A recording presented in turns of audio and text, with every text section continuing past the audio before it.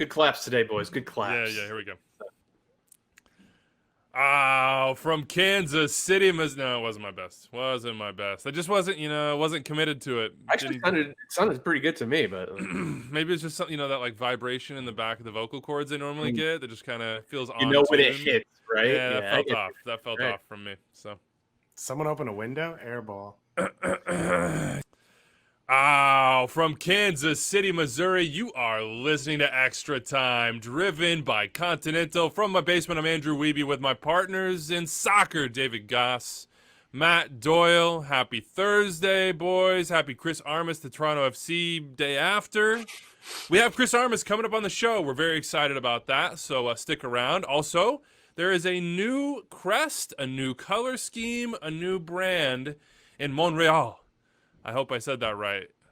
Quebecois, come at me. Just drag me. Please just drag me. You were even close. Yeah, that's unfortunate. I'm still working on that. Still like the kind of guttural sound there. I don't have it yet. But we will talk to the president and CEO of what was formerly the Impact, now CF Montreal, Club de Foot Montreal, Kevin Gilmore. We'll talk about that new brand and what's going on there, what the last year was like, and what he thinks of the year one of Thierry Henry. But first, it's the Produce and Anders reminder of the day, and this ought to get you groaning off the jump. It finally happened. All caps, Kelyn Rowe is a Sounder. Do you have a thought? Do we want to leave it there? Free agency I sent this signing? to Anders the moment I saw it come through, and he responded back with all caps. I think this was yesterday. So I've already felt that energy and that excitement from Anders, and I'm there with him, man. The resurgence of Kelyn Rowe back home. He's probably going to get like 7 dogs, become part of the crew, and they're all just going to like cruise around Mercer Island, I assume on lowrider bikes. It'll be a thing. I mean, it sounds fun to me. Also, I think Anders promised. I don't know if it was a promise so much it was a blood oath in the production meeting here that he was going to get a Seattle skyline tattoo on some part of his body. So please, Sports Viking is his Twitter handle. Go hold him to account. Make sure that Producing Anders does what he's supposed to do and inks himself for all time. Neck tattoo for Anders, I think. Neck, you think? Yeah, in fact, we should run a poll. We should run a poll to see where the fans want Anders to get a Seattle skyline tattoo. Exactly, the location. And it's got to be visual. And if it's not visual, it's got to be right on the buttocks. Really? Wow. What do we think happened to Kelyn Rowe over the past 3.5 years? Because he was good for like the time he set foot in MLS until 2017, that Gold Cup. He was really, really good. And then for whatever reason, he got sent home after the group stage. And it's almost like he hasn't been the same player since. Like I thought this guy was like a borderline all-star for a couple straight years. And there was a chance there that he was going to kind of make a transition and push into the national team via sort of like an out. Remember, he was like going to be an outside back. And he had he had a couple good performances, but it was maybe he gets a sniff. No, that group stage, he was a winger. Yeah, and that's where is he a central midfielder or a winger? Yeah, I was in my body. I think the ref signed a bunch of people, and they were like, "Well, he can play left back, so he can do anything." Right. Then he never played, and then I think KC he was hurt for a large stretch of that time, and then I think he was on 3 teams in like 4 months at some point. Yeah, it was an RSL, and KC, and then the Revs. Yeah, I think so. Yeah. All in 1 year. Anyway, 29, and there's still talent there. So this is the exact type of flyer that you would want to see your team take if they're an MLS Cup aspiration having team, which is obviously what the Sounders are. And I don't think he's there to start, but he's there to soak up minutes on probably either wing and central midfield because they're gonna Seattle's going to lose Jordan Morris for a good chunk of the year on international duty. So whether it's left wing, right wing, central midfield, he'll be, I think he can give them adequate minutes. It seems like a good signing for Seattle. This show has started with a bang. The other thing I want to, again, we really need to find a way to get Producing Anders like commentary in the chat on the screen because in regards to the tattoo conversation, he writes, "No regrets." NOREGERT.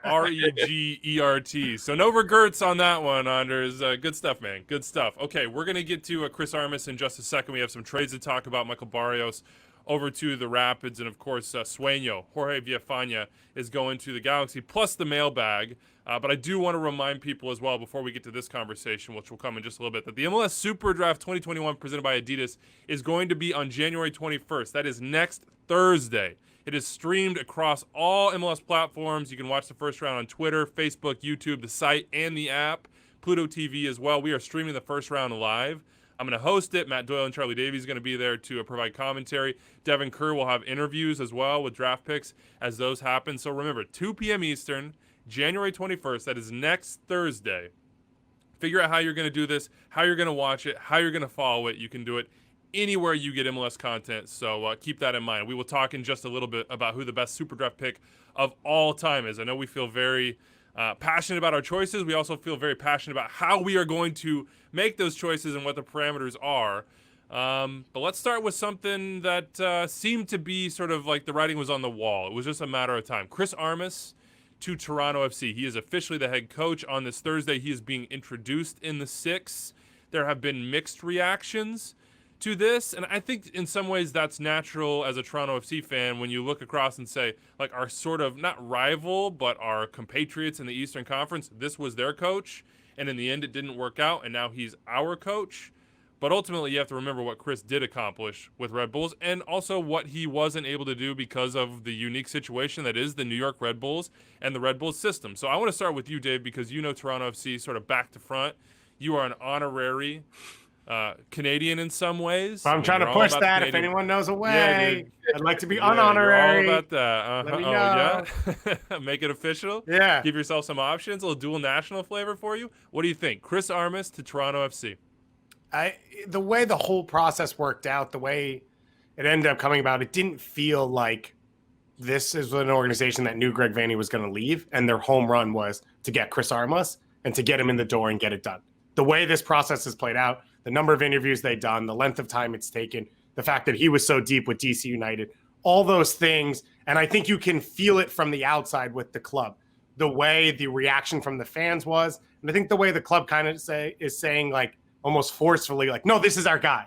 We promise this is our guy. But one of the things we know is Ali Curtis wants to put his stamp on this team. He wants them to press a little bit more. He worked with Chris Armas, of course, in New York and was able to get that franchise turned around and all those things. And the other thing we know is this wasn't a Toronto FC front office that was looking for the big personality to take over and be the face of everything. And Armas isn't that guy. And I think he has great soccer ideas. He's a guy that people were trying to hire as a head coach in MLS before he even really coached at all. He had to turn down multiple jobs because he was ready to move back to New York for a little while when he retired playing. And he's a guy that everyone across U.S. soccer sphere and Canadian soccer respects as a soccer mind, his passion, his detail, all those things. There's a lot that went on in New York. I think he got lost going from Jesse Marsch to how do I make this team a little bit mine while still having the DNA that we need. And at the same time, he lost 3 or 4 top whatever players at their position, Tyler Adams, Sasha, BWP, Robles, all those things as he was trying to do that. And so it didn't end great. At the same time, replacing Greg Vanney is fairly similar in Toronto. So it'll be interesting to see what he's learned from his past job. But I think for Toronto, they have an idea of combining the beautiful soccer they've played over the last few years with more high intensity, more high pressing, getting younger. And I think Chris Armas fits into all those ideas. I agree with what David said. There are a lot of connections here, right? Chris Armas and Ali Curtis are obviously, go back to the Red Bulls. Chris Armas was on that great Chicago Fire team at the turn of the century, and that was coached by Bob Bradley. And you know who was at every training session?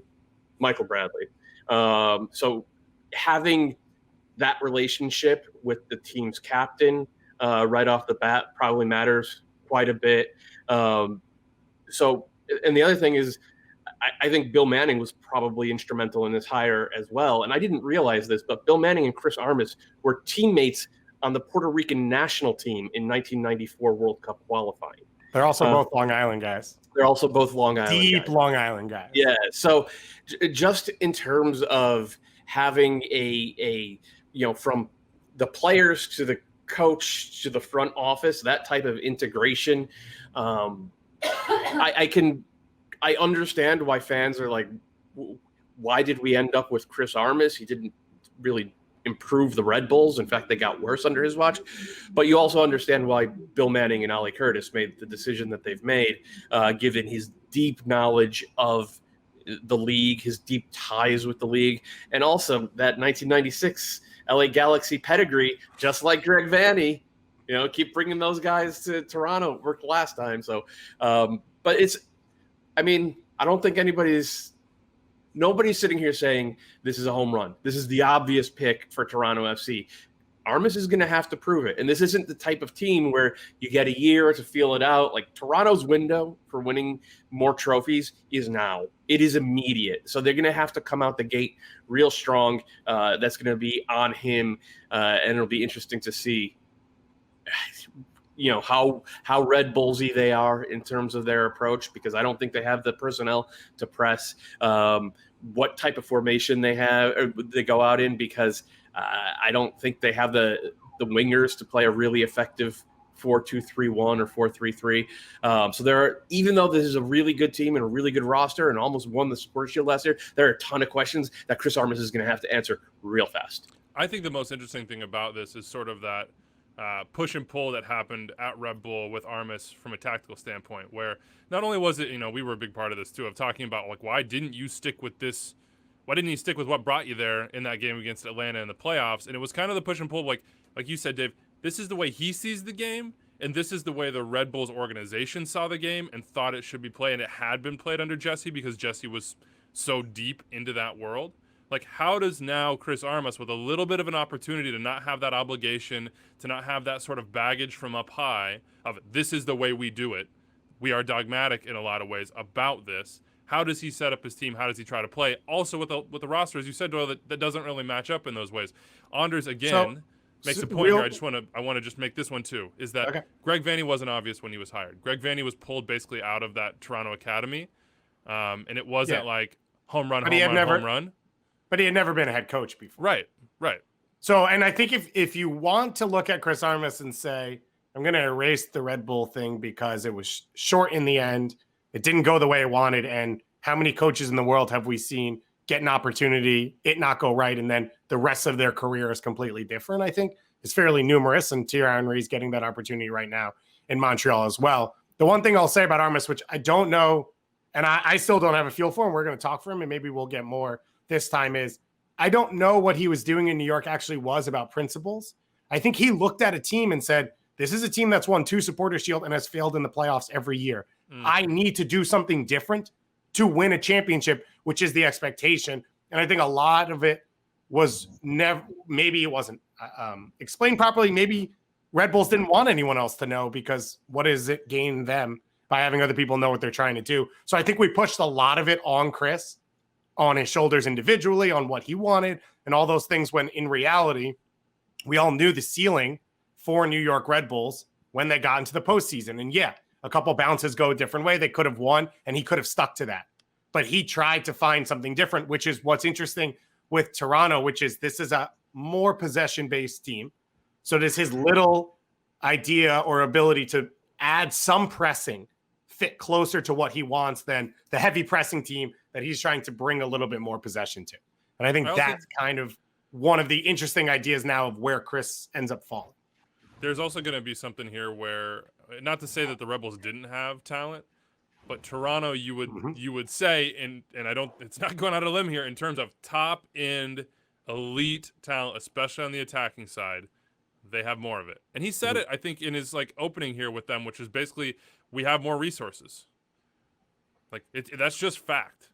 It just is. When you have Pozuelo and you have Josie and you have what Toronto FC have built, there is more. I think it will be interesting to see how he manages that side of the game, because that was a side that Greg Vanney seemed to really thrive in, of kind of that ego balancing, in particular when Jovinko was there as well. And I think that relationship with Michael will be huge. You saw the quote that Michael put out, which is basically hey, when I was growing up, there might not be anybody more influential on sort of my career and my approach than Chris Armas. He knew how to push me. He knew how to take me aside. He knew how to help me grow at that point is he's a young player, a kid in a lot of ways. So that's a huge influence on Michael Bradley. And you also wonder what role Michael will have in all this, given the closeness of their relationship and his profile as well. We shall see what happens in Toronto, but it also depends in large part on these players. Like, let's not put it all on Chris Armas. Like, can Josie stay healthy and be productive? How do they find balance between he and Io? How do they stay healthy, which has been a huge question mark? And then how does he deal with, and we'll talk about this with Kevin Gilmore in a little bit, the obvious difficulties of this pandemic cross borders? I mean, these Canadian teams, they just have more on their shoulders, frankly, than do teams in the U.S. right now because of the way the logistics work. So there's a lot of question marks. There's a lot to prove for Chris Armas. And it's time to talk to the man himself. It's an AT&T 5G call to the field. Chris, welcome to Extra Time. How you doing? Good to be right back to work here with speaking with you guys. But it's obviously a really special day for me today and exciting. So you said right back to work, and I was going to start you along those lines. I'm wondering what a soccer junkie like you, who's been in this game for decades, day in, day out, was doing from, late summer until now. How were you spending your time? How were you dealing with that sort of, let's be honest, a little bit of a loss it has to be? I'll tell you, I use the time wisely, but September, October, November, December. So it was too much time on my hands, driving my wife crazy. And I'm the cheesy old dad to my kids. So, but a lot of family time, even with my mom and dad who live about 45 minutes away. Always thinking about the next opportunity if there's a right one out there. And then quite honestly, spending time learning, watching, thinking about my experiences in the past, how to apply it next time around, and touching up on some Spanish and reading and watching games. It's obviously you start thinking about all the top teams out there in the different parts of the world. So it was good to analyze some different teams. You mentioned a lot in there, your family. I know you're tied to New York, tied to Long Island. I know you really wanted to come back here when you finished your career and coach and all that. So what made this the time you were ready to potentially leave as you started to look for those next jobs? Well, the one thing to say is that in 1996, I moved from New York to LA as a player. So then it was 2 years out there and then 11 years in Chicago. So it was a long time away from New York. And then when the playing career was done and I spent 1 year coaching in Chicago, so that was 2008. My children, let's call it into 09, were going to, be 8 years old and 4 years old, or going to 5 years old. So it became time for me with, think about the life, and you all know it, like the life of a pro athlete coming and going, add in the national team. And I did that for, whatever that was. It was 7 years. There was no off season. There's no real downtime. Your vacation time, your off seasons. There's a January camp starting right after January, New Year's. So for me, it was really important to get home and be around my children and there for my wife. So yeah, now we are at a different stage. My kids are 16 and 19, and if the situation was right, we were going to go and keep pushing as I'm at this level. So this became when Toronto showed this interest, and all of that we do about Toronto, that organization, then you get to find out the inner workings of it and say, whoa, this is something special going on. So we know you were also, at least per reports, interviewing with DC, or at least discussing with them. Toronto is the job. It's a great job. We all know that. We've all seen what they've done over the last couple of years. Walk me through, after you learned some things about head coaching and the role in New York, what you thought was important, what you were asking decision makers about when you were in interviews, what you were prioritizing for yourself in the next job, and how Toronto met those priorities. Good question. When you asked me what I had been doing for this time post coaching in New York, it's a lot of reflection. Reflecting and just seeing all the ways in which I evolved or learned, and whether it's thinking about media or training and being specific and style of play and delegating and staff and coaching and in-game and preparation and game planning. There was a lot that went in that in my 6 years, call it, with New York, that, for the first 3.5 with Jesse, it's a certain role. And all along, it was always the challenge of, can you think like a head coach? Jesse would say it to me. He would say it to me in training and in video preparation and all the time. And I'm not a guy that you need to say that more than once. So all the time I'm thinking, not only can I think for Jesse and pick up the slack in every way, but can I think like a head coach? So I was preparing, and then here you go. So now you step into that role, and it's a whole new ball game, because you are the voice, you are the leader. And probably the biggest thing is that you have to think of 100 things, it almost feels like, at once on any given day. And the way I was working, very similar to the way Jesse was working, that we showed up early, we left late, but we did a lot. We work. We don't cut the corners. It's the young guys, it's the older, it's the USL, it's academy, it's bringing players up, it's taking care of people around us, it's making sure that we take care of that first team, and of course it's training, and after the game is before the game. You're done with one, it's on to the next one, all in this rhythm, and then you get comfortable in that fast-paced rhythm. So I think to really answer your question, because I know what you asked, at the end of my time in New York, and moving on to the next situation, no matter what, it was just going to be that when I'm searching for that right fit, I'm looking for a certain, certain, not necessarily resources, because that's secondary, but it is a certain, you want to be supported in a certain way, that whether you're their guy, or that they it's really that became really important, that the next time around that I'm part of all those decisions for roster, and knowing that a club's going to be really ambitious to push certain things and do that collaboratively. So I think I found the right situation for that. Do you think, Chris, that we saw sort of the true Chris Armas in New York in that head job? Like, do you think that maybe the perception that some people have of you from those days is true, or is that sort of a period where, as you said, in reflection, you maybe weren't able to, or didn't have the resources or the support or whatever it might be, or the situation was just what it was, to really show exactly what you believe in and what you are as a head coach?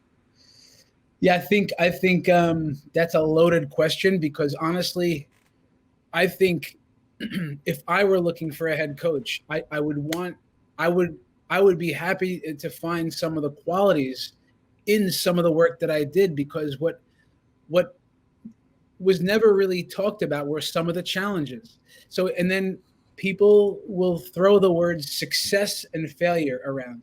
They're words like what, and then you have to define it. So if it's just about, did you win the trophy? Then you say, well, most teams fail every year. Yeah. But what are the expectations? What was the expectations for the New York Red Bulls? Like, let's say in 2019, they're spending the third lowest in the league. That team should win the championship. Like, is that the expectation? Like, so we end up having 14 wins that year, and we lose Tyler Adams and Bradley Wright Phillips, essentially, and I'll promise you, life got harder. Without Tyler Adams, it put pressure on Kaku. It put pressure on it put pressure on our team. Yep. Ask Berhalter, is life different with Tyler? Ask Leipzig and Julian Nagelsmann. So that's not just, they lost Tyler Adams. That was never really talked about, because who's going to talk about that? We don't have Tyler anymore. It's time to move on from Tyler. Figure it out is my job now. Wright Phillips always seemed to be a guy good for a goal a game. But he's not there. So it wasn't talked about that we set a record that year for most amount of different goal scorers, with Tom Barlow, Brian White, the whole bit. But there was a narrative, guys, that and after the fact, my video analyst says, Chris, let me share some data with you. So, although some say you weren't, where's the pressing gone? You led the league in balls won in the attacking third, higher than the previous years. Oh, really? I wouldn't have known that.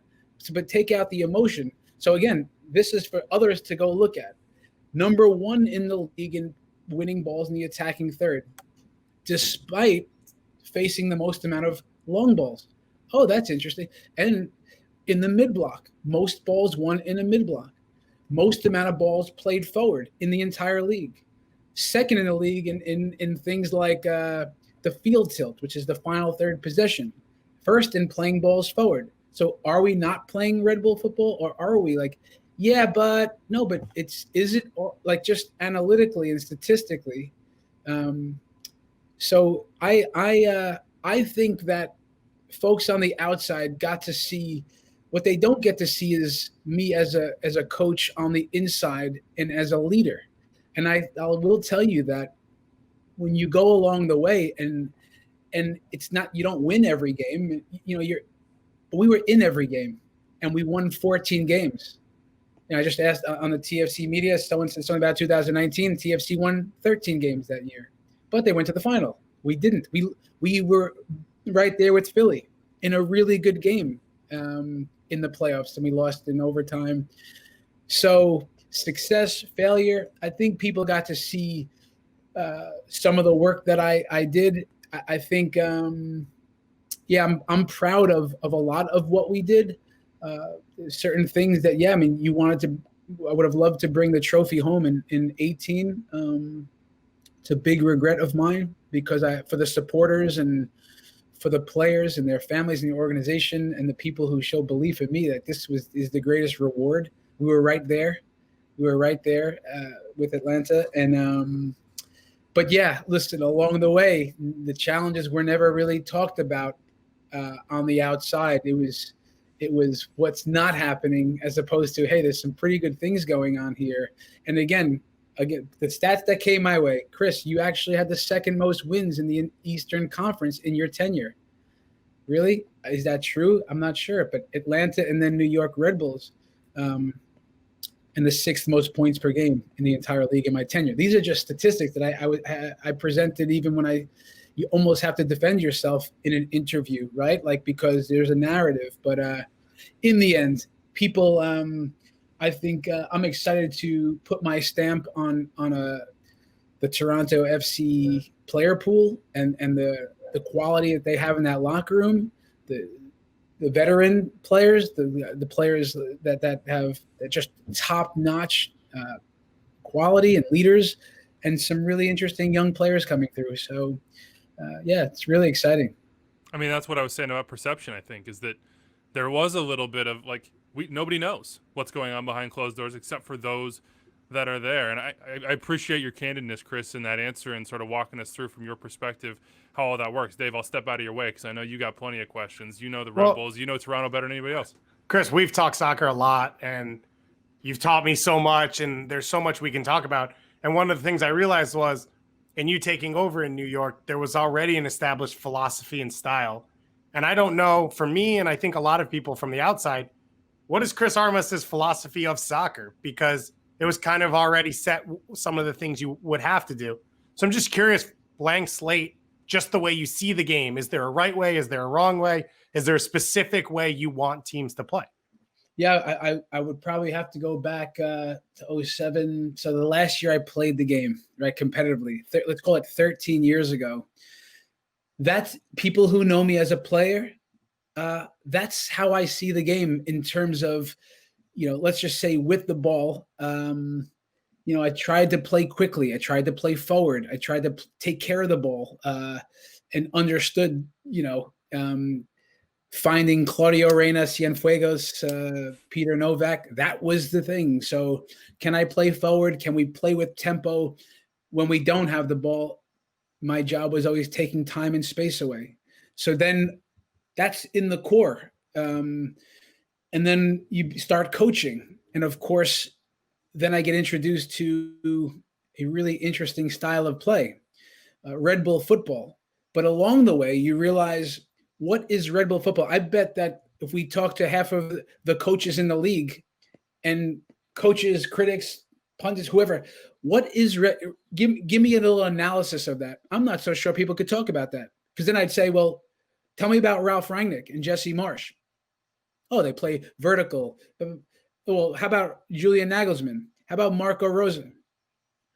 Well, that's different. They spread the field. They more possession. Then what is Red Bull football?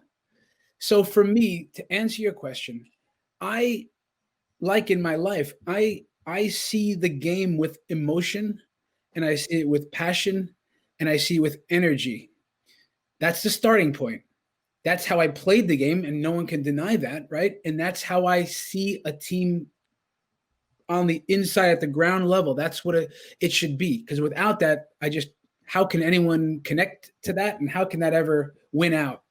So with that energy that starts formulating within players, and energy from a coach every day, and then I think the vision is that the fans can feel that they could be proud of a team that steps on the field and goes after teams. I mean, I never lost to Atlanta United. Could you imagine? Well, that's lucky. Okay, won derby matches. We put teams in real games. That wasn't because, I just sit back and it's no coaching and it's look how good we prepared, but we prepared to make things difficult by putting teams under the gun and by controlling spaces. So energy, that's infectious. And now you can drop that into a style of play. So if you talk about with the ball, I do see the game being, speed of play and numerical advantages all over the place. Speed of play plus ones in build-up, in mid-block, by compressing, by having more players in the opposition, or specifically overloading certain areas that you can play quickly and that you can play with overloads. So and playing forward. So verticality is how I also see it. Is there time for longer spells of possession? Sure. Using the ball differently, defending a lead, opening opposition, lateral passes, back passes. I understand the value of it all. Moving a pass to move the opposition, I get it. But I do see the game generally with emotion, speed of play, emphasis on verticality. And it's not necessarily to lose the ball on purpose, but that style of play starts to induce counterpressing. And again, it's not just from thin air, right? Because then you start to, as coaches, realize, well, where do goals come from? But if it's true that 63% of all goals are from transition, then how do you create transition? So I think then it becomes about when you have the ball, by certain inducing it at moments. Some of it's direct play, some of it's by playing forward, so some of it's just by speeding things up, and it feels like transition. It's interesting. And then of course by good defending, by controlling spaces, by compressing, by controlling, by counter pressing, then you can also create transition. So some speed of play, verticality, and then an intensity and organization against the ball, and ideally playing high up the pitch, defending the midline, and causing mistakes, making teams uncomfortable, not letting teams, necessarily have their buildups and be comfortable. Is there a transition that's coming for this Toronto squad? Because in some ways, I'm not sure I always saw those attributes from this squad over the last couple of years. So a transition in players or style of play and the responsibilities that they're facing. I mean, I'm sure that you've watched and analyzed and gone through every nook and cranny of this roster. The answer is yes. What I would say to that is, I understand Toronto on a certain level by coaching against them and understanding really the player qualities and how Greg Vanney had them play. And they were the benchmark and are the benchmark. They play well. They are a good team and they have championships to back that up. What I would say is at this point in time, I think it's recalibrating what a good play is, recalibrating what a good pass is. A connected pass is not necessarily a good pass. Can we be more vertical when we have the ball? So more deliberate in certain ways when we have the ball. I think Toronto also emphasized speed of play, but can we keep that going and with a little more ideas to go forward and to play against the ball? a lot more, to have more intensity when we don't have the ball, that we are, I think in some of it is, from what you see is, and it's just what's in my brain for the game. It's just some of its habits, some of its urgency, some of its pride of what it, to give up a goal. Well, how much does this matter to us to defend our own goal? 57 goals scored, 52 against, I think, in 2019. Yeah, can I come in and put a stamp against the ball with organization and habits and creating more of a hunger to press and counter press? So yes, an injection of intensity to each, phase of the game, let's say. And for sure, transition. Sorry, Chris. My bad. I just wanted to ask to close you out on this TFC team. You're talking about those developments, things you can add, things you can take away. From a roster point of view, though, this is probably one of the least established groups we've seen. There are question marks on whether guys are coming back, on what the team will look like for the future. What are the needs for this TFC group? Yeah, look, I think with Ali Curtis, Bill Manning, we've been talking, but to really delve into, I'm coming into their process where they're at with some signings, hopefully maybe even big signings. But look, understanding where they're at is important, but understanding their strengths of a Jonathan Osorio, a Marky Delgado, Michael. These are intelligent players. They have these guys can play. Pozuelo, he's a gem in the league. But yeah, when I look at the roster, I think that there's a lot there. I think and we've seen, again, if you went around it, there's outside backs that can attack. We've seen Justin do that for a long time, and now Richie is like a revelation, Laria. So working with center backs that can, it'll be pushing them to defend aggressively and defend high up the pitch. This is a big demand. But when you talk about a guy like Omar Gonzalez, he's a pro, and I think he'll do what we ask. So I think the passive defending can get us in trouble sometimes. So I think it's more aggressive defending and playing up the field. And so I think, look, what I would say is when you think about what the team needs, I think adding a little bit of team speed is going to be important. Another attacker that can score and create on his own. And again, I think there's plenty of connectors and intelligent soccer players that the quick thinkers can make the game fast. And the thing you'll maybe love most is that there's a winning pedigree in that locker room. There's a winning pedigree. So for me, it's not revamping things. It's me coming in, injecting some of some intensity and energy in certain ways and details that I think are important. Because as I've said, I don't think winning and losing, the things that have win and lose, it hasn't changed over the years. It's each end of the field, but I also know that playing with a certain passion and honesty, unless someone wants to tell me a team in the world that wins without that, right? That you work and run for the team and you work for each other, and that togetherness is what keeps teams together when things get tough. So I'm excited to inject all that I know into the team from a playing style and a energy standpoint. We're excited to see the vision come to life here in Toronto. A little bit of a new era, but a lot of the same faces, and a good opportunity to see what Chris Armas is about once again. Congratulations, Chris. Thanks, on the appointment. We're looking forward to it, and I'm sure we'll talk to you real soon in this upcoming year. Awesome, guys. Thanks a lot for having me. Appreciate it. All right, big thanks to Chris for joining us. A big job in front of him, and one of the first things that we're going to be ticking off here in the next week or so is the MLS SuperDraft 2021, presented by Adidas. Again, Thursday, 2 p.m. Eastern. You can watch that live streamed. I'll be hosting Doyle, Charlie there, Devin Kerr interviewing. We got the first round for you at 2 p.m. Eastern time. Next Thursday, January 21st. It is time to get the conversation started. We also did on the last show, on the Mailbag show, but I want to talk a little bit more about history here because we love doing that. We've done it so much in the past year for obvious reasons. I was thinking about this, and I had a hard time defining this, and I still don't know how I will do it.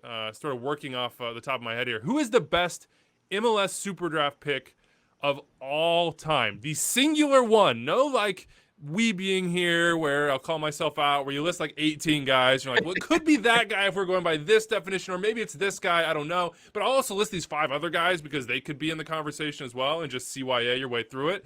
this is a reminder for me more than it is for you. Before we get to our picks, how do we define this? Do we say that 96 to 99 is eligible because it's like the college draft? It's not quite super, or at least it's not branded super, but there are some super players there. So just tell me, Doyle. I'll let you do this one. So this is why it would actually be appropriate to weeby yourself through weaving your way through this one, because you could make the argument for someone like Eddie Pope from a non-super MLS draft. You can make the argument for someone like Chris Wondolowski, who technically was not part of the super draft. He was drafted. It was in the supplemental draft. But I think that we have to kind of follow the letter of the law here. And it's written on our rundown, the best super draft pick of all time. So I think we have to go with someone who is technically of the super draft. And then you can still continue weebying your way through this, because there are multiple ways to put it. Like, do you go with someone who was drafted and was instantly one of the best players in the league in their position, but then was sold for a huge sum? Do you go with someone who was drafted really low, but then provided exceptional value at that spot and either became a great player in the league or was sold on to a European team? Do you go with someone who was just like the top pick and ended up being a great player for a decade? There are multiple different ways to approach this one. And so I think does it have to be in MLS? Like, or are we saying bulk of accomplishments? Do World Cup appearances matter in this debate, or does it strictly come back to what you did in MLS? Well, Josie Altidore is a perfect example of that, because for the first 2 years with the Red Bulls, he was a really good young player, and then he got sold for $10 million. I think any MLS team would take that kind of ROI on like the 17th pick overall is what I think he was. But in terms of, is he a better pick than Christian Roldan, who has started now and I think 4 MLS Cups, been a fringe national team player? He was the 16th pick. Which would you rather have if you're a team? Which would you rather have, if you're a fan base? It's like, that's why this is a pretty good Barstool debate. So the one thing that I would put in, though, is if you're a great pick, you can't be the obvious pick at the obvious spot. And so you can debate whether it's career in MLS, career outside of MLS. But to me, great draft picks are not the top 3 picks. Now, totally there's always context into all of this, which is, no one thought this guy was going to be good. This team reached on them and they nailed it. Understood. But in reality, everyone knows who the top 10 players in a draft are, and everyone is going to take them in the top 10 spots. This is salt because of Jason Tatum.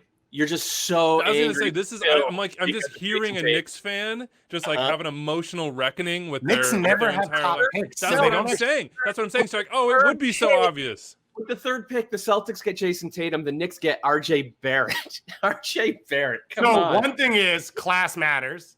When you go back and look through the draft, the 2016 draft was no good. The 2019 draft, Minnesota put together great players. That's credit to Minnesota, but the players have to exist. The other one is, if you draft one of the top 2 players at a top 2 pick, congratulations. You've done your job. You showed up. And you did the thing everyone needs you to do. It's when you take a guy in the 2nd, 3rd, 4th round who goes on to be an all-star, a World Cup player, even a starter in MLS when you look through these. Even being on a roster in MLS 3 years later means you made a good pick at those spots. That, to me, is a great draft pick. So if you draft someone, a rookie who completely changes your team, completely changes what your team is capable of, I don't care if it's the 1st pick or the 5th or the 50th, that is a great draft pick. I completely agree. There are a lot of swings and misses. The fact that there are ones who are the 50th out there means the person who's the 5th pick cannot be the greatest pick of all time. No, it absolutely can. How can 2 players who had similarly equal successful careers, one taken in the 1st round, one taken in the 4th round, be considered equally the greatest pick? You have to do the obvious sometimes. That's part of the draft, is that you have to get the obvious stuff right. Now, look, let's go back through these drafts. And you're talking about, hey, wait, 1 through 10, everybody knows. 1 through 3, whatever.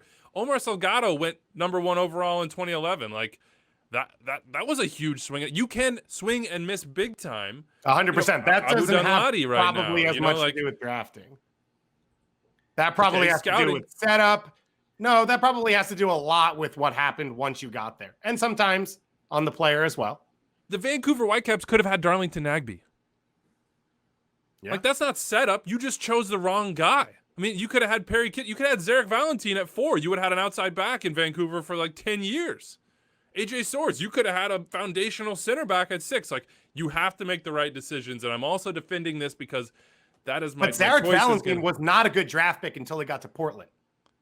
Zarek Valentin was not a starter in MLS and was not considered good. So again, that goes down to where you ended up and how it happened. AJ Soares, great, started in MLS Cup. Haven't seen him since.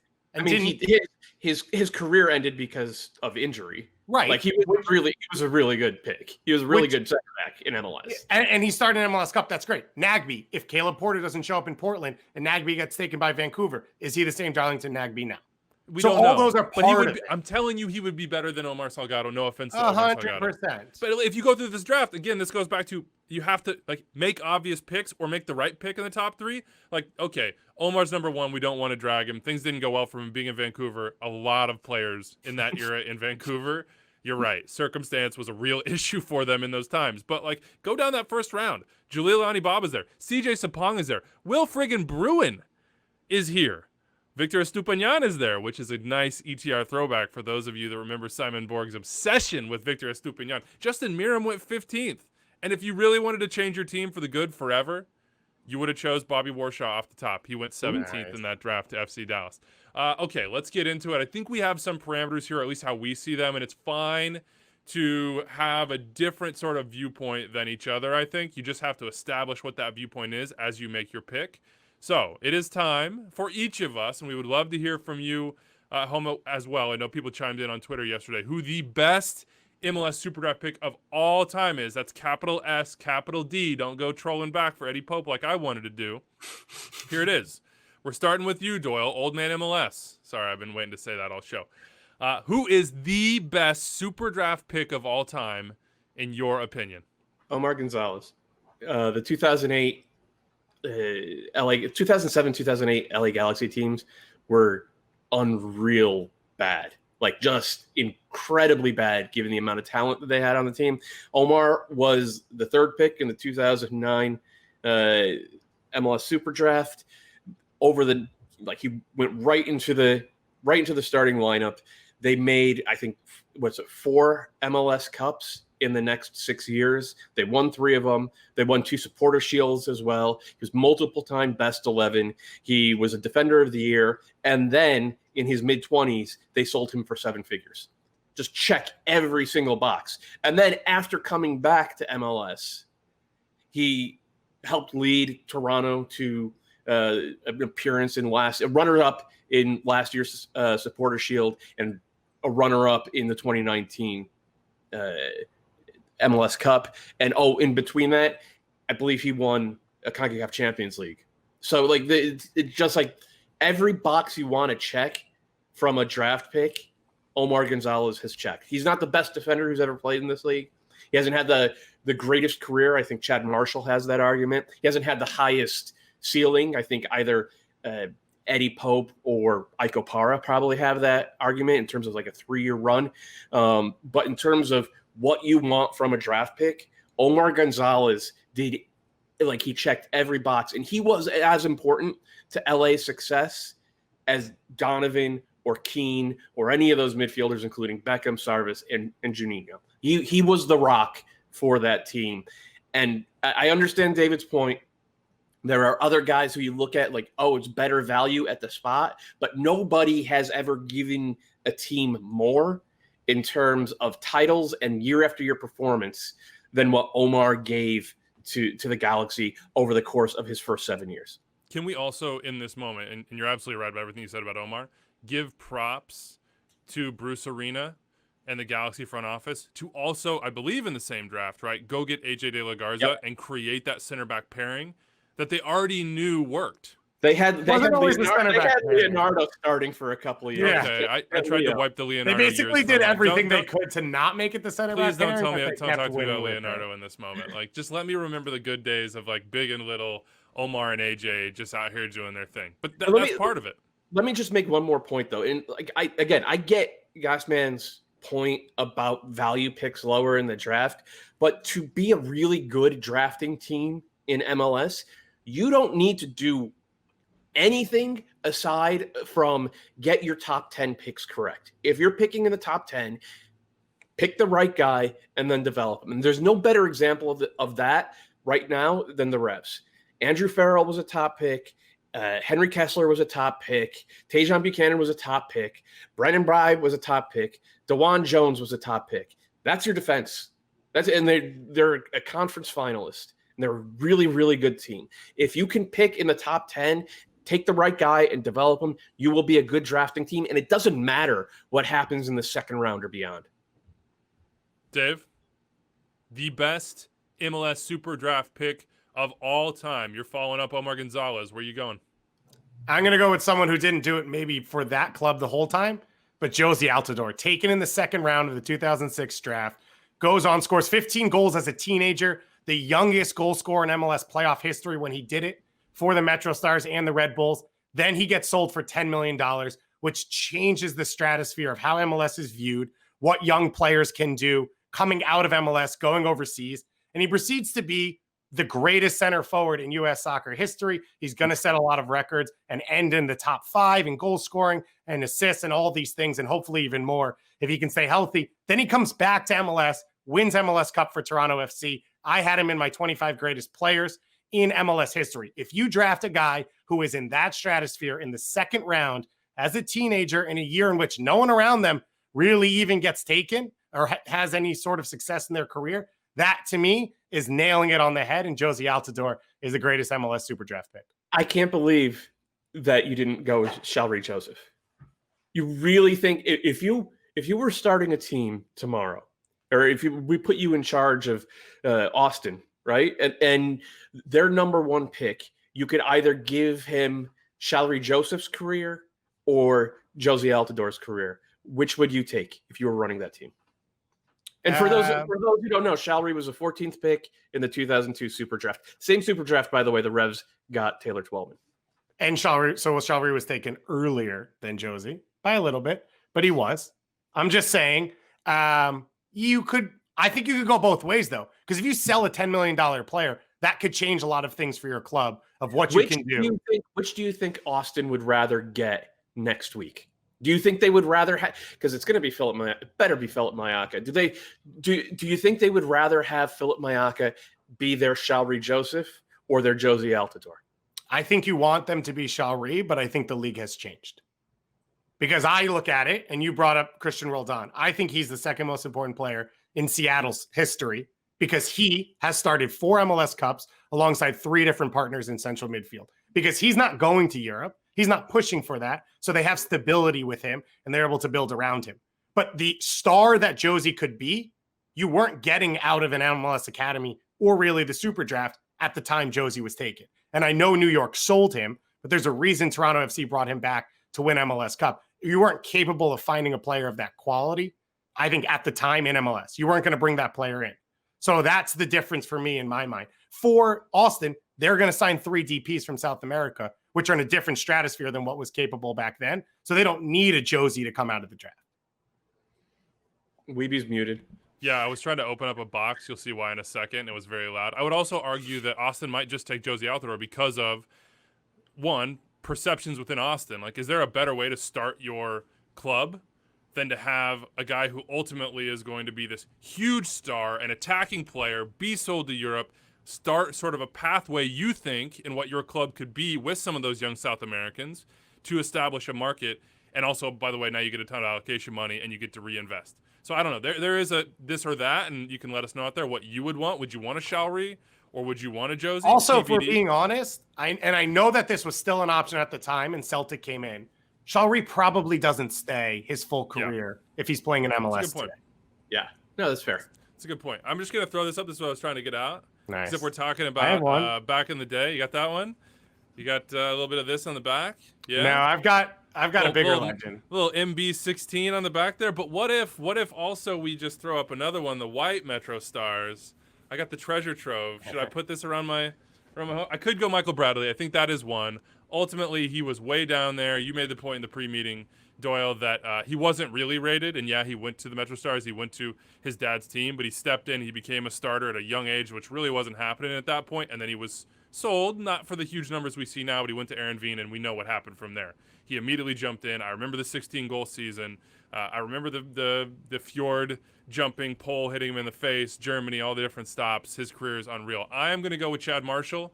You sort of teased it out there. I would have gone with Eddie Pope, because Eddie Pope, to me, is that rock for those DC United dynasty teams, still arguably the best dynasty of all time that really helped them be who they were and set a foundation for Echeverry and all the attackers and the midfielders to have the success that they had. But if you look at Chad Marshall, he comes into this crew team that has a MLS best defender in Chad Marshall, and from the very beginning is essentially an every game starter and makes 253 appearances for the club over basically a decade, wins 3 Shields, wins an MLS Cup, is a 2-time Defender of the Year, is basically the best defender in MLS history on MLS merits of all time, probably should have the Defender of the Year award named after him. I don't care that you took him like with the 2nd overall pick. It doesn't matter. You made the exact right decision for your club, and a decision that a lot of clubs have biffed over the years. Oh, yeah. I mean,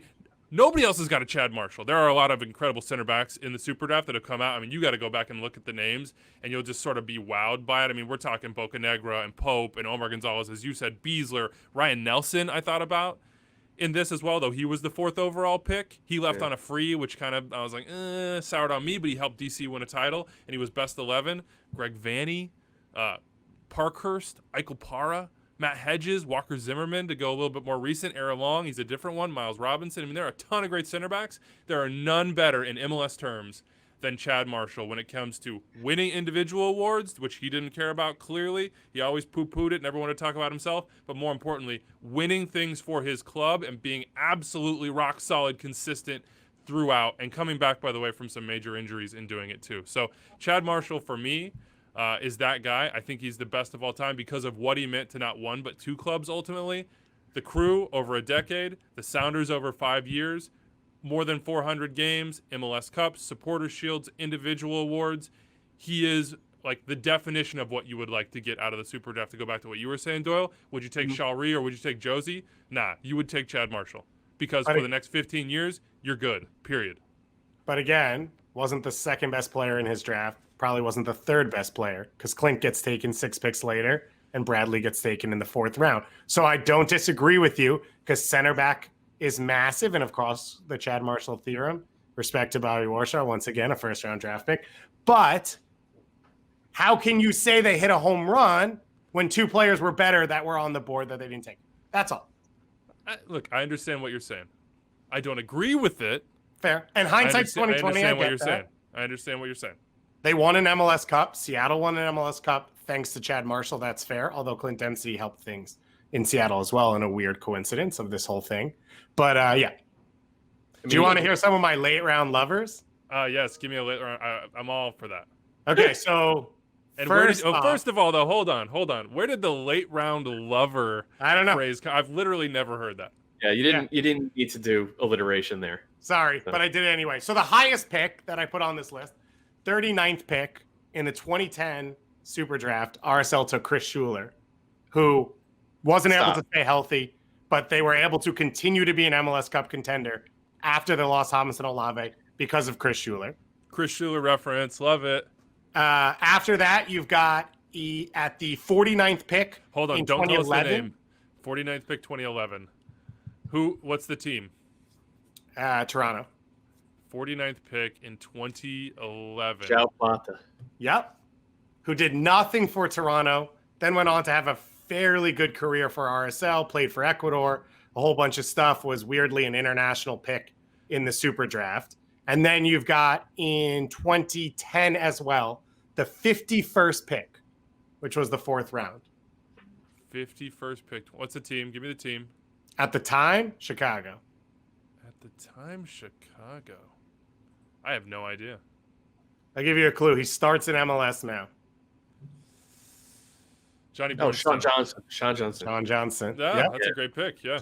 That's a great That's a great shout because Sean Johnson has had like a really exceptional career as a goalkeeper, and getting him at that level. What about if you go back to 2006, Kai Kamara, one of the all-time leading scorers in MLS history, was sold for a good amount of money as well. Has won, I think, a couple of trophies with over the years, and I think he was about 10th, 12th pick. Yeah, I think late first round.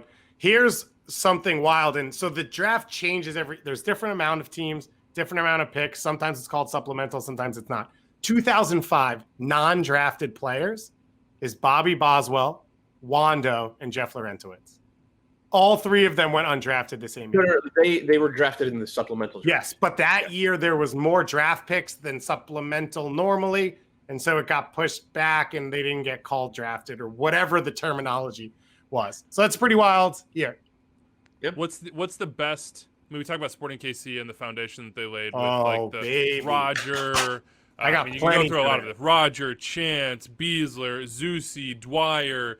To go with the Revs you were talking about, I was thinking like, oh yeah, they have another top draft pick that they have sort of like helped elevate into what he probably could have been the whole time. Teal Bunbury. I mean, they have all these draft picks over those years that help set the tone. So what is in your mind the best draft of all time? So you brought up Michael Bradley. So the year that the Metro Stars took Michael Bradley, they took Seth Stamler with their first pick, who ended up being an MLS starter. Really Zach Wells, who not great, but stuck around the league. Their third round pick was Olivier Oshon. Story there. Who scored, 5-10 goals for Canada, played in Europe for a ton of time. Doyle, do you want to tell the story? He hadn't signed with the Metro Stars, and they went on a preseason tour of, I think it was the south of Spain, and in a preseason tournament against a couple of Scandinavian teams, he lit them up. And then one of the teams, I think it was Odd Grenland, one of the teams came in with kind of a Godfather offer. And that's why Olivier Oshon, despite being arguably the best player on that Metro Stars team in preseason, never played a game in MLS. They then took Michael Bradley in the next round and Jeff Park in the final round, which is a pretty loaded draft, although the two best players didn't really end up playing for them. The following year, Chicago took Chad Barrett in the first round, Chris Rolfe, and Gonzalo Segares in the third round, like 3 picks apart. So I don't think those are good drafts. I don't think there is anything. I don't think anything comes close to what LA did in 2009. Getting Omar and AJ out of the same draft. I have one. Go ahead. 2010, San Jose took Ike in the first round. They took Justin Morrow and Bader Shore 2 picks apart in the second round. That would have been an MLS best back line for 10 years. For a decade. Yeah, that's fair. Between injuries and a little bit of front office incompetence, it kind of fell apart. But like Ike has an argument as one of the best defenders in MLS history. I think he had the best 3-year run. Morrow has an argument as the best left back in MLS history. And Beta Shore is certainly one of the best right backs in MLS history. That's a really good draft. So you have to go with the Beasler-Zusi draft. You're talking about a decade. You're talking about 2 World Cup players, best 11s, a defender of the year. I mean, that one's there too. And if that draft, so Steve Zakuani goes first, obviously the god Mike Fucito goes 4th round to Seattle. Great draft for Seattle. Then DC actually took Rodney Wallace and Chris Pontius 2 picks apart in the first round and Brandon Barklage in like the 3rd or 4th round. If Rodney had done what he did, I think in DC and Pontius had stayed healthy, that would be one of the greatest drafts of all time. The other ones that jump out, 2013, Dallas took Walker Zimmerman and then Ryan Hollingshead in the second round. And remember, he like took some time off and didn't really come. And then they got Kyle Zobak in the final round, which is legendary. Seattle in 2015 took Christian Roldan, obviously, in the first round. Tyler Miller in the second round, who didn't play for them, but is a pretty good MLS starter. O'Neal Fisher in the 4th, and then closed it up with Charlie Lyon, who's like been their backup for 15 years. And then 2019, Minnesota took Dane St. Clair, Chase Gasper, and Hassani Dotson in the first. That is of recent vintage. That 2019 Minnesota SuperDraft is, I think, is easily the best. Because Dane St. Clair was superb this past year, and Dotson and Gasper are both, borderline national team players. Point is, you can get players out of the Super Draft. Next Thursday, January 21st. Got to scout them right. Got to have them in the right situation. 2 p.m. Eastern. We will take you through the entire first round. So mark it down in your calendar. Stay tuned. Tuesday and Friday next week. Remember, programming note, Tuesday and Friday. Monday is Martin Luther King Jr. Day, so we will not be recording on that day. We'll do the full preview with Charlie Davies on Tuesday, and then we'll wrap up the Super Draft on Extra Time on Friday. So be ready for that little change in your routine next week. Can I close you out, though, real quick on a we could go TR one that you're going to love? On this, couldn't we? 2007, Colorado had an awful draft, but in the third round, they took Omar Cummings and Nick LaBroca, 4 picks apart, which gets me jacked. And for you, Weeby, New York in that draft, super late in the draft, they took Dane Richards and Ubi Parapovic. That is a stacked third and fourth round right there. The amount of references that we've gotten in over the last 5-10 minutes or so, it truly makes me happy. I can't believe we had a Chris Schuler reference. It makes me so happy. Chris Schuler was a national team starter if he didn't get hurt, baby. Stop it. His feet were way too slow. His feet were way too slow. Not at all pre-injury. All right, let's talk to Kelyn Gilmore. He's the CEO and the president of Club de Foot Montreal. Had a chat with him a little earlier today about that rebrand, the new crest, the new colors in Quebec. Let's take a listen. We'll be back to talk trades. It's an AT&T 5G call to the field. We're going out to Montreal, to Quebec, and we're talking to the president and CEO of Club de Foot Montreal, Kelyn Gilmore. L'impact, c'est fini, Kevin. Did I do that right? Did I get that right? Well, you got to work on the French pronunciation of the team name now.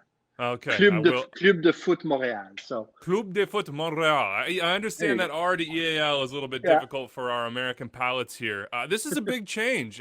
By my memory, 1992, I think. Yeah. It's been the Impact. You came in about a year ago. Why the rebrand? Why the change? Take us through it. Yeah. So I started actually almost 2 years ago. Listen, I firmly believe that whether it's a business or a sports team, your brand has to stand for something and say something. And I asked a question to ownership: what was the reason behind the Impact name? And what they told me was that when Joey started this team with 3 full-time employers in a lower division, his goal was to have an impact on the sport in Montreal and in the province. And my response to him was mission accomplished, right? Because from there in 2012, the team evolved to Major League Soccer. And now Major League Soccer is taking more and more place on not only the national, but international stage as a league. And the sport, soccer in Montreal and Quebec has grown tremendously. Our academy is now the reference point for youth excellence in the province. And just this last year, we signed 6 players out of our academy to homegrown contracts. So my point to him was mission accomplished. And I said, would you be open to at least contemplating a rebrand that had a message more at the core of who we are? And he said, listen, I will listen to you guys. I will, if you want to come back to me with ideas. He said, as long as it's a fit and it speaks to me and speaks to who we are, I will look at it. So we spent a lot of time researching, and we came back to him after, we hired a couple of Montrealers to help us out on this, and we used obviously our internal folks. We did a lot of research. We spent a lot of time talking about our brand, our club, our fans, our city, etc., and came back to him with something that really struck a chord. Why do you think it struck a chord, and why did it strike a chord perhaps with you as well as one of the, the key decision makers at the club leading this process? So here's the way I see it. I look out on the field and I see 11 players. And in our case, it's probably the case throughout Major League Soccer, but in our case, we've got 11 players from different countries, sometimes different continents. They speak different languages. They practice different religions. But they come together as a community of one on the field with a shared common goal. And it struck me that, and this is my opinion, that nothing reflects our city more than that. Montreal is 375 years old, founded by 5 different populations, 3 different languages. And today, we are an extremely inclusive, diverse, multicultural, and I'll expand on that, even beyond multicultural, city with 30 mother tongues. And so we've been welcoming, it's a city built on 5 populations, only one of which was not an immigrant population, the First Nations people and 4 others. And it's a city and a province that's been built on immigrants, people coming to this city for opportunity, coming to this country, and all have understood through us being almost defiantly different that we are French speaking and our French culture is important. That's been preserved for 375 years. And I look at that and I see our players that come from different countries and immediately immerse themselves, not only in our sporting culture, but in the culture of our city and our province. And I said, we're a reflection of the population. So as a professional sports team, we act as ambassadors on both a national and international level, and it's important for us to basically speak loudly to who we are, and this brand does that. You'll see through logo construction and everything we've explained, both in terms of the colors and what the logo represents, what the name represents, that this is intended to speak to what the city is, who its people are, and what we are. And that resonated with me from the get-go and resonated with Joey and the ownership group immediately. So that's, from that point on, it was just a question of finalizing everything and announcing it, obviously, to the world. If you are listening right now or watching on YouTube, we'll have it up there for you on the YouTube side. If you're listening via the podcast, I encourage you to pause or open up a new window. Go check this out if you haven't already. I'm looking at it right now. We got a round logo. You have the arrows. I love Montreal. I love going there. One of my best soccer memories of all time is the CCL final second leg. Of course, it didn't end quite the way that any of us wanted to, but what an occasion that was. I was there for the first Impact game at home, actually. At Stade Olympique as well, but you have the Metro link there. I see those arrows. I recognize that. I see the M's positioned around it. Kind of looks like a snowflake to me. You, of course, have the fleur-de-lis, but blue is a little minimized here, and I see the black and silver really pulling out, and my understanding is that that's where you guys are shifting to more black and silver. So walk people through the actual mark, the color identity, and why it is that those things reflect what you talked about in that previous answer when it comes to what Montreal is and how you want to be about it. So let's start with the logo, then we'll shift to the colors, because the logo, as you say, is you've got the round circle, and that represents basically the rivers that surround our island. The circle is basically the island of Montreal, and the arrows pointing in are an homage to the Metro, which links this entire island together.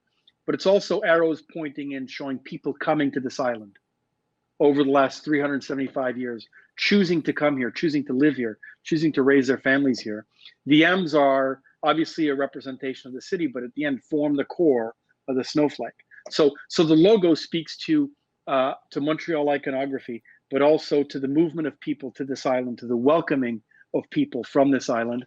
And the snowflake speaks to the fact that we live in a harsh climate. It is part of our lives. We live through harsh winters. It is who we are. It defines us. And everybody here, because of the makeup of the city, is unique. But we come together as a force of one, and that's what the snowflake represents. Really, it represents the environment we live in, but the fact that we are all very unique and different individuals that come together as a force of one, whether it's on the field or as a community. In terms of the colors, it would be too easy to say, hey, black is a really popular color. But black is actually very significant as it relates to this logo, because black, first of all, is when you blend all colors, you get black, right? Black is also a symbol of success. Montreal was the financial hub of this country in its early years, and financial success is defined by being in the black, not being in the red. Montreal is known for its nightlife. The jazz clubs in the 1960s, where Oscar Peterson started his career, were known all over Eastern North America as, you go to Montreal, you go to the jazz clubs. You go to Montreal, you go to the restaurants. The nightlife here is a big part of what Montreal is. And for lack of a better word, in Montreal, good things happen in the dark. So that's why black is our primary color. The silver is because, we could say white represents winter, but it doesn't, because winter is not white. Winter's only white and pretty right after a snowfall. What we live here, we had an ice storm years ago, which basically shut down the province for, I think, 2 weeks, right? Silver is ice. We live in ice. We live in a cold climate. We grew up skating on frozen lakes. So silver is a color that represents the climate more so than white.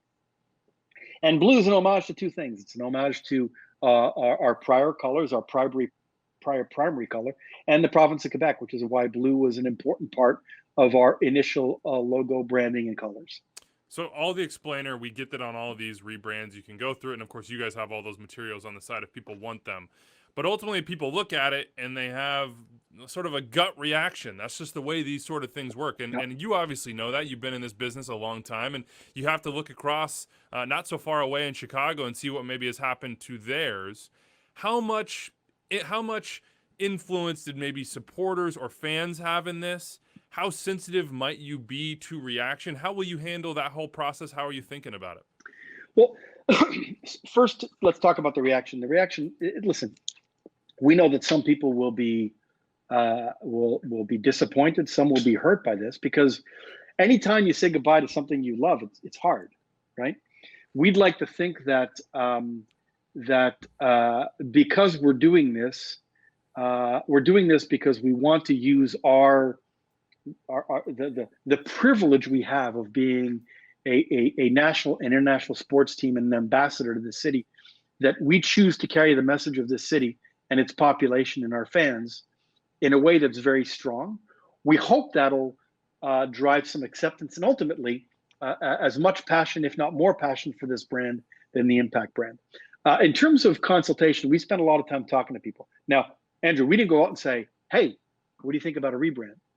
The research we did with fans, with people at large, was we had a campaign this past season called Impact Montréalais, where we asked people, what impact has the club had on you? We asked people what impact the city has on them, the club, what impact the city has on the club. We spent a lot of time asking questions.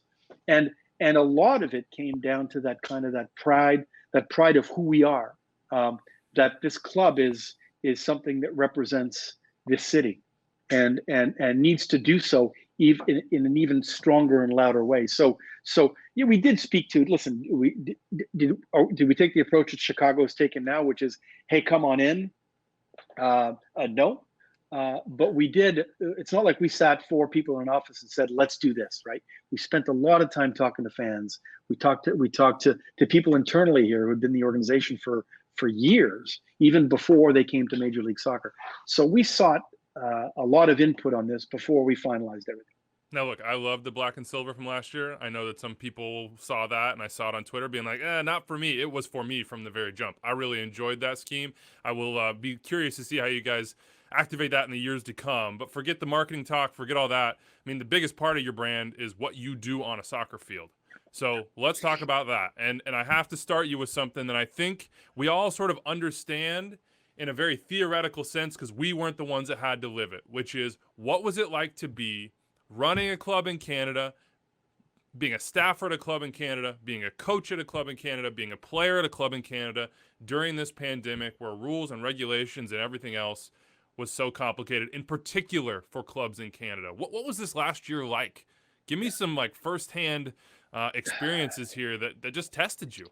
Yeah, listen, it was challenging from the get-go because obviously, and I've said this before, I have 2 families that I take care of. I've got my personal family, my wife and 3 children, and I've got 150 people, including the players, that are my family here. And the first priority when this first started was making sure everybody was safe, and we took care of everybody, players and staff and employees as well, in terms of keeping people employed and making sure we rode this through together. The challenge was that, and we can start at the beginning, was the uncertainty. There was lots of uncertainty. And then certainty came in little buckets. The MLS's back tournament, not really knowing what was happening afterwards, because it's not that we didn't know what could happen afterwards. It's that we had plan A, B, C, D, and E. And so you're planning for all 5 of those. You hope that plan A, which would have been return to play in market, maybe behind closed doors, but basically playing Canadian US clubs, would be plan A, and plan B and plan C and plan D. And so the certainty always came at a very late stage in the game. And it was making sure that players and staff, and that we were transparent with them and shared as much information as we could with them as possible, to make sure that mentally they were prepared for it. Letting them know that our goal was plan A, but that there was a possibility, because a lot of things are outside of our control. We're dealing with federal government jurisdiction over immigration, over travel, over quarantine, provincial jurisdiction over health and safety, and trying to blend the 2 together in a context where there are far more important things from a general public standpoint going on was difficult. At the end of the day, I got to tell you, Andrew, it was unbelievably challenging and testing for our players, staff, and coaches that basically lived, 3 or 4 months away from home. We played 3 games at home against Canadian clubs after the pandemic started. And after that, we were basically home away from home in New Jersey. And anybody that pretends that they could be told, hey, listen, you're going to do your job for the next 4 months, but you're going to spend 3 months away from your family in a hotel room. Anybody that pretends they could still do their job to the highest level is not being a realistic person, doesn't understand. You think that professional athletes, right, because they're professional athletes, they can handle it because they've gone through adversity and they're strong-willed in character. But human nature is human nature, and human beings are human beings. And it was wrenching for a lot of these players and staff as well, right? So I got to tell you, I can't imagine, and even Thierry said this, it's the most difficult thing he's ever experienced in his career. And he's been through a lot of he's been through great clubs, he's been through unbelievable challenges on the pitch. It is the greatest challenge he ever faced. And I'm sure that every single player there will look back on this and say the same thing.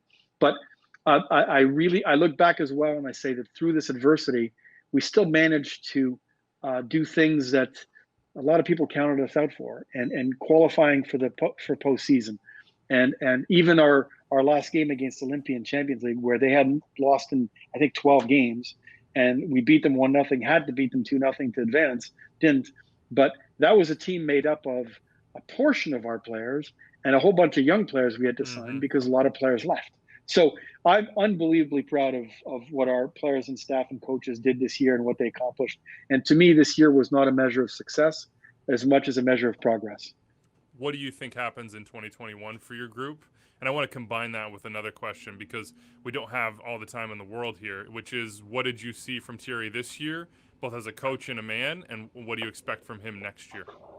Well, listen, interestingly, Thierry this year played several roles. He played the role of coach, father, brother. I mean, when you're with a group of people basically isolated for that period of time, your role expands. And he played that role, and he played it extremely well. Listen, when I hired Olivier Renard over a year ago, it was because this club had never had a sporting director that wasn't a former player or coach on this team who moved up, right? We'd always looked at our sport from the Montreal standpoint.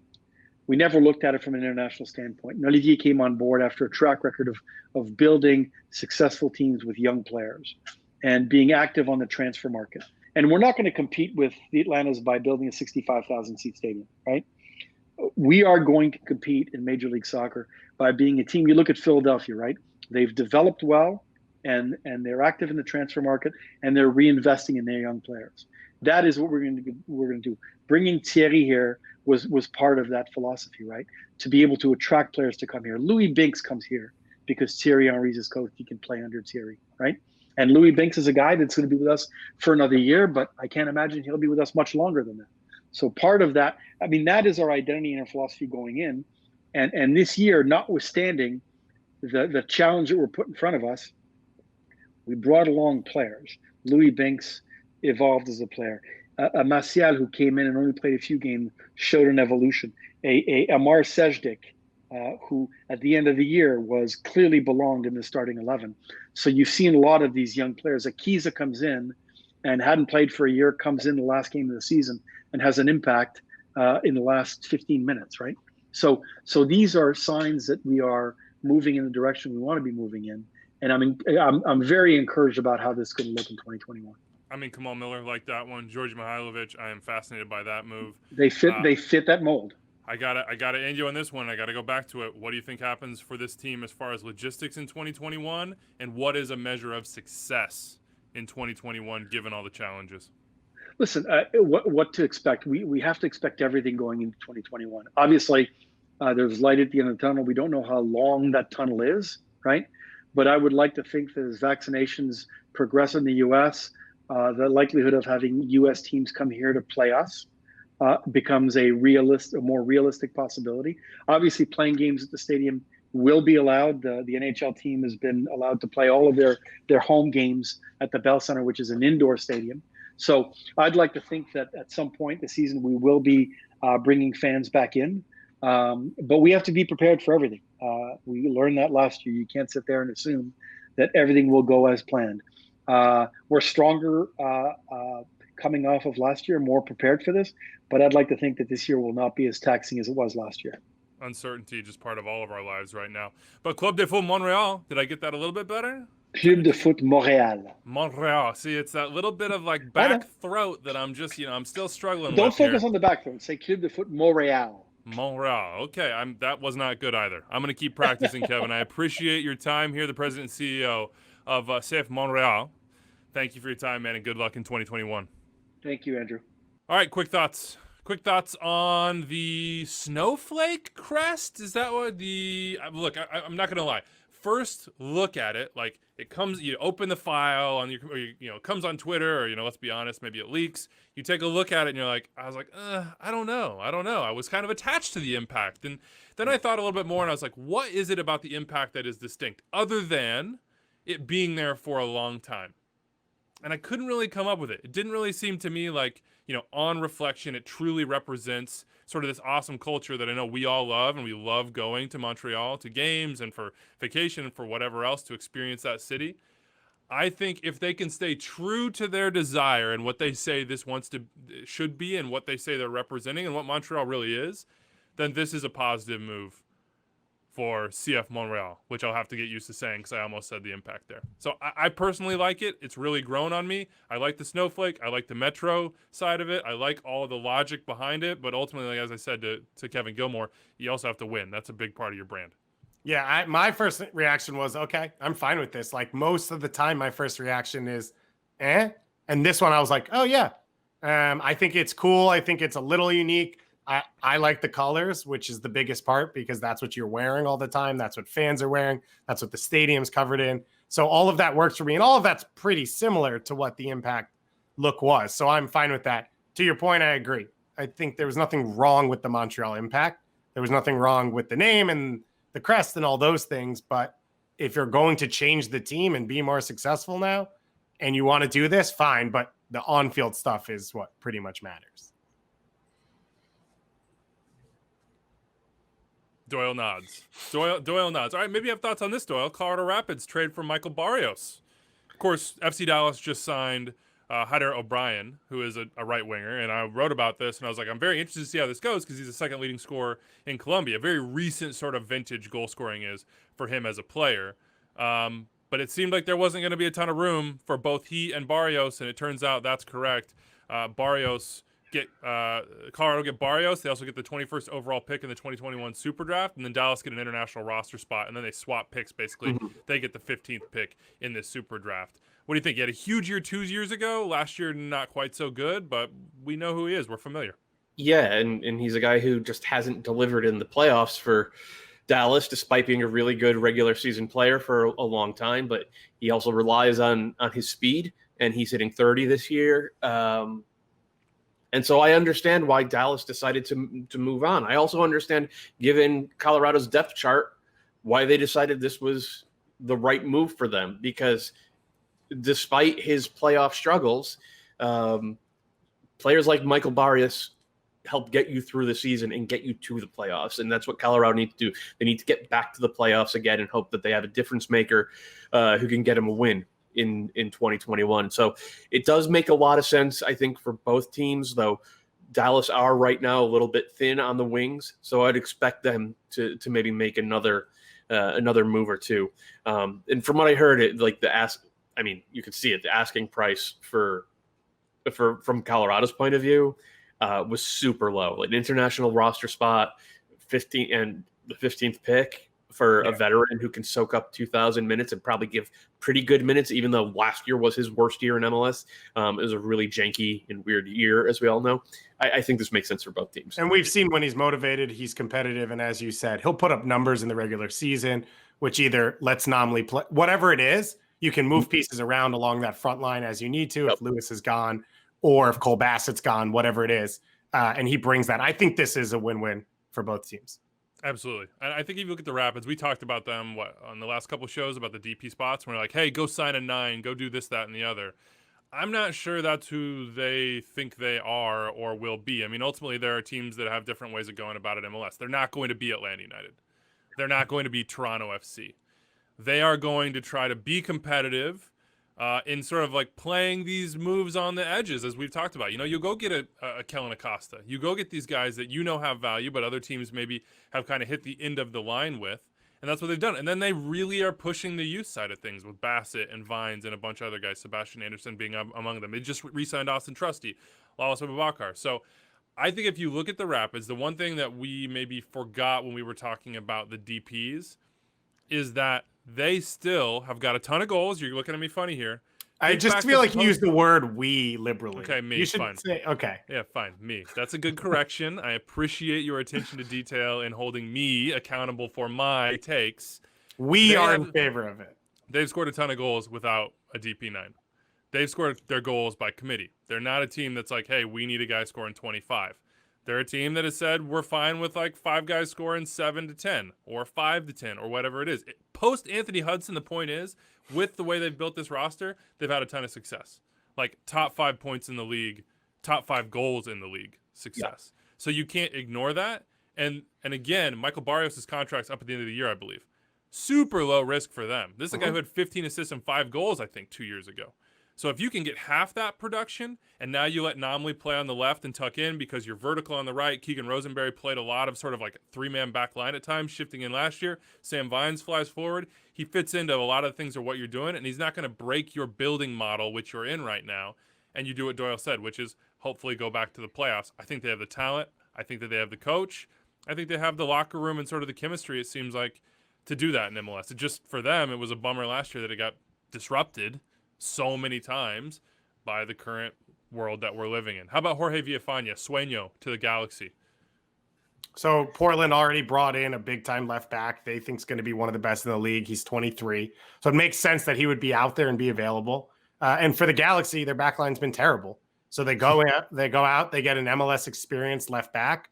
I don't think he's one of the best in the league at that position, but he's not going to lose you games. If your setup is right and he's confident enough, he could win you some games pushing up from left back, and you get some stability for what was basically a first-round swap. They didn't even give up a first-round pick. They just swapped picks with Portland, and then based on production, they might have some allocation money going out, which every GM will tell you, if that's my setup, then I'm happy to give away the money because that means they played well and we did well. So I think this is another one. It made sense for both teams. For the Galaxy, they just need some MLS stability along the back line, and that's what he is. Yeah, no, nothing to add to that. That's all correct. Okay, we're running low on time, let's say, but not too low to give the mailbag its proper attention here. 401-2060-MLS, extra time at MLSsoccer.com. What do we got, Dave? So Austin in Fort Worth to start. He says, let's say our best players are released and they play in the Olympics if they happen. What 3 overage players would you bring for the U.S.? So in this scenario, Pulisic's a part of it, Weston's a part of it, Tyler's a part of it. So who would be the overage people? Part of it. Yeah, so you're stacked up. You basically have your first team in a lot of ways for the U.S., which, oh my God, if that actually happened, which, let's be honest, we got to qualify first. Let's start with that part of it. But we need to qualify, then it needs to happen, and then they need to not go to Gold Cup and Nations League. Exactly, but I think that might be the most excited I would be about a tournament in my entire life. So who would be your 3? Included? I don't know the Olympics roster and the way it stands right now well enough to know where you would go. It would feel to me like goalkeeper would be an obvious spot. You'd want to go with the number 1 goalkeeper, so it would be Matt Turner, right? I knew Doyle was going to take that opportunity. Set you up for that one. By the way, Matt Turner undrafted in the SuperDraft. Yeah, right. Undrafted. So see what you can do if you scout properly. It would probably be Stephen, Brooks, and then maybe Leggett. Or maybe Josie, right? Because Jet's still a starter right now. He judging by everything that has happened with the national team over the past year, and even with so many of the young players playing so well for their clubs, Sebastian Leget's still a starter for the national team at this moment. So there would be an argument for him, and then there would be an argument for Josie as a 25-minute a game super sub. I guess there's an argument for Jossie as well. Jossie's really good at what he does, but I would hope that, be it Josh Sargent or Io or Daryl Dike or Jeremy Abobasi, I think they all have the talent to overtake Jossie, and that's not a shot at Jossie. That's me thinking the kids are really good. All right, let us know. Who would you bring in? What else we got? So we got an email here that said, "Dear Extra Time, I wrote the win, draw, loss email you read last week and apologize for it. You generously set aside time for emails, and I wasted it with the tongue-in-cheek nonsense that fell flat when read, which I feel like falls on me. So I'm giving him this one. I'm very sorry. This is not what our nation stands for now in this time. We need unity and healing. Sincerely, Eric Olson, the 2021 Pulitzer Prize winner for the win, draw, loss email." That felt very serious in the moment. And I took it seriously, and I was like, you know what, as a fellow pedantic person, I'm here for this. But you know what? Apology accepted, Eric. A pedantic person is called a pedant. Yeah, but I didn't want to screw that up. I know, but I didn't want to screw that up. I didn't know what the exact one was. I thought I knew, and I thought it was, but if I screwed it up, then I knew you'd come after me. So I tried to take the easy way out, and then you still came after me. So because I'm a very pedantic person. Yes, you are. Let's close out on this. A little help for Weeby. We got a bunch in the mailbag that says, "Tell Goss he's a moron for saying no one cares about KC. Also, KC is 10 times better than KC, Kansas is 10 times better than Kansas City, Missouri." I didn't know what all the acronyms stood for. Yeah, KCKS. I've never seen it written like that, but I've only been here for like a month at this point. So the guy who lived his whole life. Yeah, but not here. I was here for like a year and a half maximum, man. You were so far away in Lawrence and Wichita. The West Plaza and wherever it is I live now that I'm not going to share are very different, extremely different places. Anything else? Are we good to go? No, that's Anders it. You got your to support. wrap the train wreck up. Usually when he does that, we do the opposite. Yeah. This time we're going to listen to him. All right, that's it for us. Big thanks to Chris Armas and Kevin Gilmore for joining us once again next Thursday, the MLS SuperDraft 2021 presented by Adidas, 2 p.m. Eastern on Thursday. You can watch that stream anywhere you get MLS content, Twitter, Facebook, YouTube, the site, Pluto TV, etc. Again, programming note for you, so don't tweet at us on Monday. Go enjoy your day. Tuesday and Friday for us. We will preview on Tuesday and review on Friday. And with that, enjoy your weekend, everybody. Thank you.